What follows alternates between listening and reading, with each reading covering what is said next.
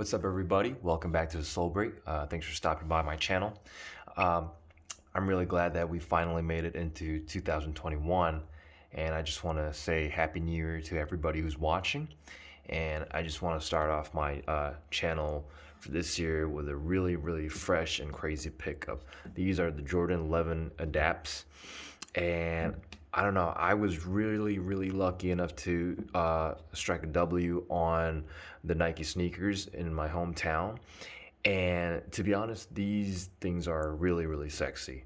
Now, a little disclaimer here: I'm not really going to talk about the tech that goes into this shoe because I mean we've obviously seen several different models with the Adapt tech, and to be honest, it's nothing like that groundbreaking. It's just basically the same tech used on different models and different silhouettes. So I'm really going to focus more on the design and the sort of the overall aesthetics of the shoe, and how far along Nike has come in terms of incorporating that adapt tech into already existing silhouettes. So obviously this is based off the Jordan 11 model, and quite frankly, I think this is really the 25th anniversary model. I know we had the Jubilees, but that wasn't that impressive, and I think this really is a very kind of impressive holiday release for the traditional Jordan 11s.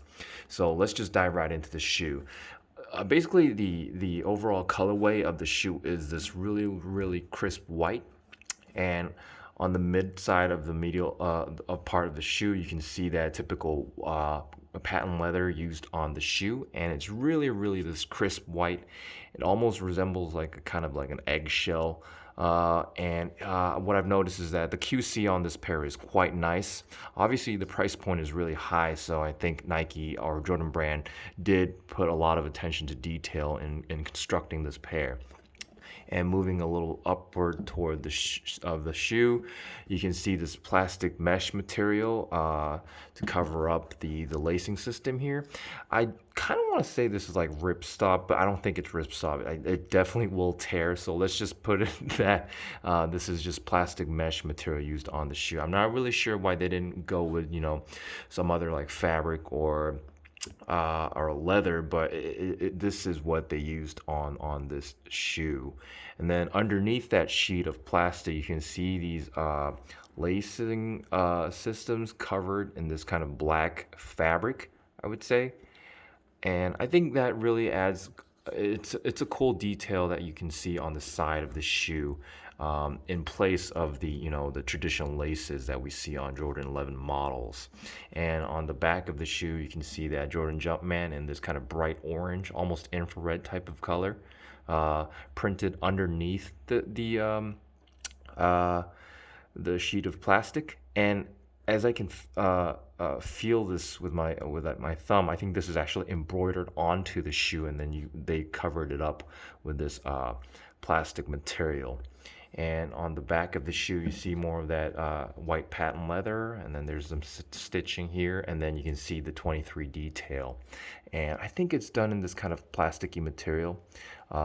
Once again, they did put a lot of attention to detail, and I think it really adds to the premium feel of the shoe.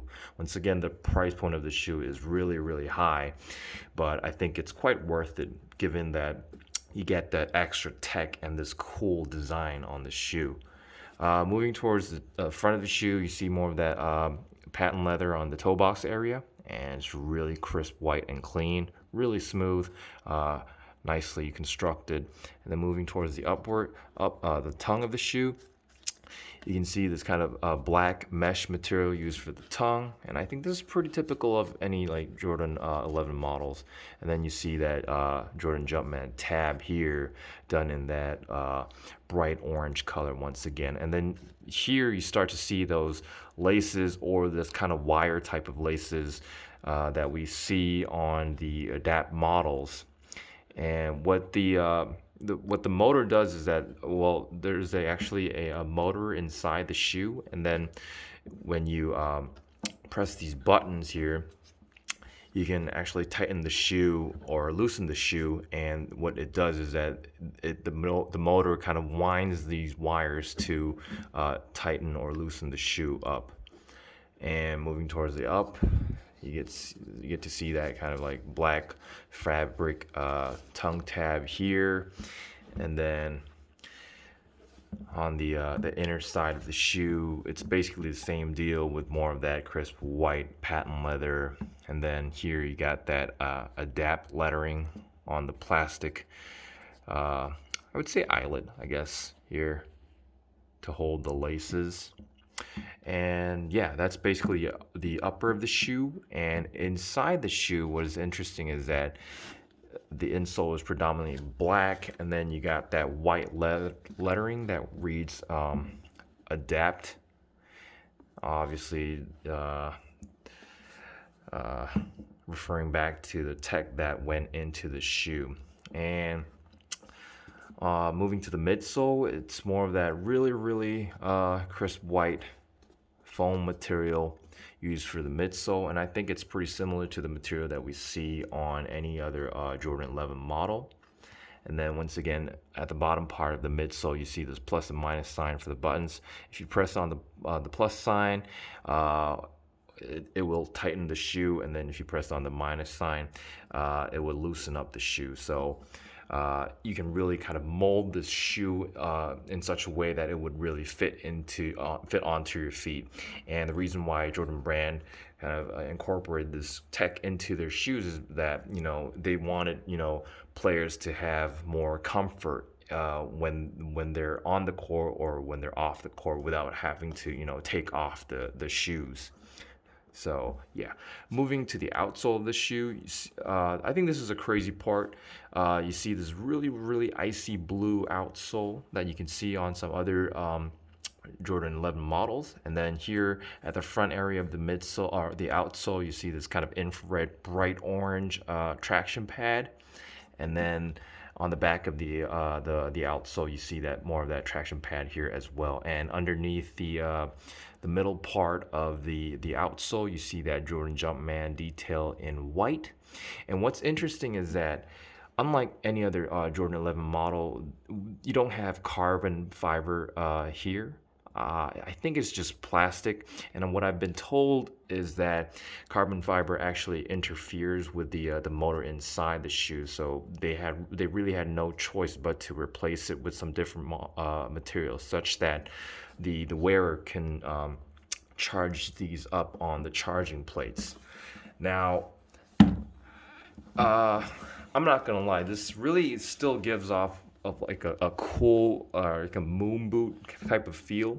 It almost resembled the kind of the legend blue colorways for the Jordan 11 models, but honestly I think the pictures online don't do these shoes justice, because when I first saw the leaked photos online, I thought these shoes were going to be like really bulky and kind of ugly, but I'm not gonna lie, these are pretty big, but once you put these side to side with other Jordan 11 models, you can really tell that Jordan Brand really paid attention to detail, such that it would resemble the non-adapt Jordan 11 models in terms of like size, or like this lining, or like the silhouette of the shoe. So what I'm trying to say is that it does kind of give off that moon boot vibe because of the colorway used on here, and then kind of that like that cyber theme they've chosen to put on the shoe in terms of color and all that. But it still really feels like a Jordan 11 model, and it's not as bulky as you might think once you hold these in hand. I was really surprised when I first pulled these out of the box, and they're so fresh, they're so sexy, and I really think Jordan Brand knocked these out of the park. And yeah, wearability wise, I don't know. These are, after all, at the end of the day, just white Jordan 11 models, so I don't think pulling these off would be too big of a problem. It's just that you got to get used to this kind of bulkiness of the shoe. But I don't think it would be too difficult of a problem for you if you wear Jordan 11 models regularly, anyways. So yeah, I think it should go pretty well with any outfits. But comfort-wise, I do have a pair of Adapt shoes, the Adapt Hirachis. What I've noticed is that it's quite comfortable, and it's really those the Adapt shoes are surprisingly light. I mean, these look bulky and heavy, but once you hold these in hand, they're really, really light, and I can really tell that Jordan Brand made these for players, because obviously these are basketball shoes. So if somebody wanted to ball in these, they would definitely be able to ball in these because they're really, really light and sturdy. So yeah, and the comfort wise, they're meant to be comfortable. Jordan 11 models are comfortable in general, and adding this adapt tech to the shoe would give the wearer more flexibility and more room to breathe overall in terms of sizing and spacing on the feet. So I don't think comfort should be too big of a problem. My sizing tip on this model would be that I haven't put these on feet, so I can't say for sure. But what I've seen online is that going down half a size would really defeat the purpose of having Adapt Tech on this model, because there's no room to tighten the shoe any further. So why would you even consider going half a size down? You would most likely go true to size, or at least like half a size up, and then you would really take advantage of that Adapt Tech to really mold this onto your feet to kind of maximize the comfort and wearability. Um, Pricing wise, once again, the retail price is really, really high for these. I was lucky enough to cop these for retail, but still, I really had to spend a fortune on these in terms of sneakers.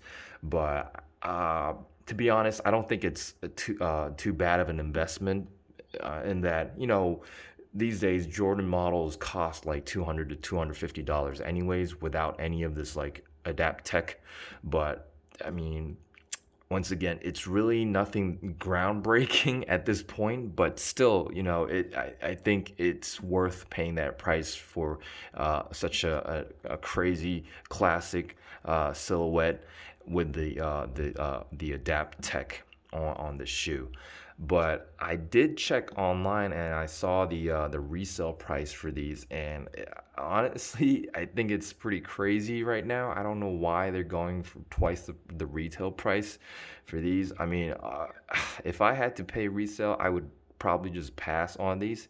But what's important is that this is the first time that the Fit Adapt tech has been used on a Jordan model. So if you're a collector, or if you put a lot of meaning onto um, shoes, especially at Jordan models, I think it might be a good time to pull that resale trigger. I don't know. That's just my opinion, but I wouldn't do it personally. But yeah, I think it's a really historic model, and once again, I think this is really the 25th. This should be the 25th anniversary model in place of that Jubilee, because the Jubilee model was it's pretty clean. It's really nice, but they just played it safely. I mean, I think it's just worse than like retroing like old Jordan 11s. I mean, old. There's nothing wrong with retroing old Jordan 11s. It's just that with the Jubilees, they played it way too safely, and I think this is the opposite of playing things safely. So, yeah, I think this is a really historic model, in my opinion. So, yeah, that's basically it for today. I really hope you enjoyed watching this video, and if you enjoyed watching this video, please hit that subscribe button, and I'll keep pushing more content really soon. Thanks for watching.